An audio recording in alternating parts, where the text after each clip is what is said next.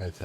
Your Excellency, Professor Mathilde Mukantabana, Ambassador of the Republic of Rwanda, Honorable Minister, Your Excellencies, other colleagues from the Diplomatic Corps, distinguished guests, ladies and gentlemen, I'm honored to participate with you in this commemoration of Kwibuka32. And thank you so much to the Honorable Minister for sharing your very powerful words with us this afternoon. As we gather here today to mark the solemn occasion of Kwibuka, let us do so in somber recognition of the unspeakable horrors that befell the Rwandan people during the genocide against the Tutsi. Today we remember the 1 million Tutsi victims, as well as Hutu, Twa, and others who were murdered due to their opposition to a genocidal regime. In the difficult heaviness of the moment, I join with all of you in reflecting on the innocent lives that were lost, the families that were torn asunder, and the communities that were destroyed. I have personally visited Rwanda and seen the sites where the genocide was committed firsthand. Nyamata, one of the former Catholic churches, in particular, where tens of thousands of Tutsis sought refuge and were brutally murdered by the extremists. Standing before those altars, one cannot escape the visceral reality of what occurred there and be profoundly moved. The stains in those sanctuaries remain not abstract symbols. They are the physical trace of lives stolen, of violence brought into a place consecrated for communion. The altar where the holy sacrifice of Mass is offered, where the blood of Christ is made present for the salvation of the world, was here mingled with the blood of innocents during the genocide against the Tutsi. For Catholics, such as myself, the altar is not just a table, it is Calvary. As the Church teaches, every Mass makes present the sacrifice of Christ on the cross.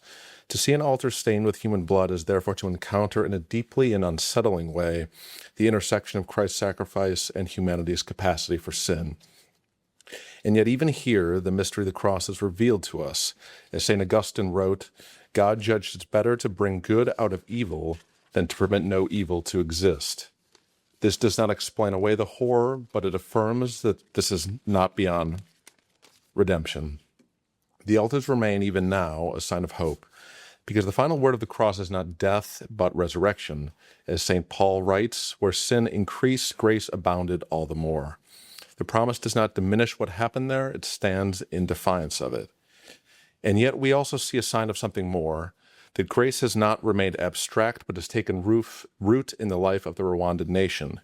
In the 32 years since the genocide against the Tutsi, Rwanda has undertaken a path that is by any historical measure extraordinary, restoring security, rebuilding institutions, and creating a national identity that rejects divisions which made such violence possible. This did not happen by accident. It required leadership willing to make difficult, sometimes stark choices in the immediate aftermath of catastrophe, choices aimed at ensuring that the conditions for mass violence could not reemerge. In that sense, the preservation of order and reestablishing of state authority stand as real and consequential achievements. The United States supports the Rwandan resolve for unity and reconciliation. We oppose any attempt to misrepresent the historical record for political purposes and reject any denial or minimization of the genocide. We condemn those who employ hateful rhetoric to foment violence and hate rather than use the power of their words to promote peace. Today, all of us can honor the genocide's victims by renewing our commitment to build a world where such atrocities can never happen again. A key component of this effort is bringing justice to the victims and survivors by holding perpetrators accountable. The United States is one of the Rwandan people's strongest advocates in seeking accountability for the genocide. The United States helped to establish and support the International Criminal Tribunal for Rwanda. Through U.S. diplomatic engagement and information sharing, we aided in the capture, prosecution, and repatriation of many of the criminals responsible for the genocide. The United States will continue to work with our partners to bring those responsible for the genocide to justice. Your presence today is a commitment to learn from history and ensure we will not repeat the mistakes of our past. In closing, I offer my respect and reverence for the victims and survivors of the genocide against the Tutsi. May their memory be a guiding light in our pursuit for a more just world.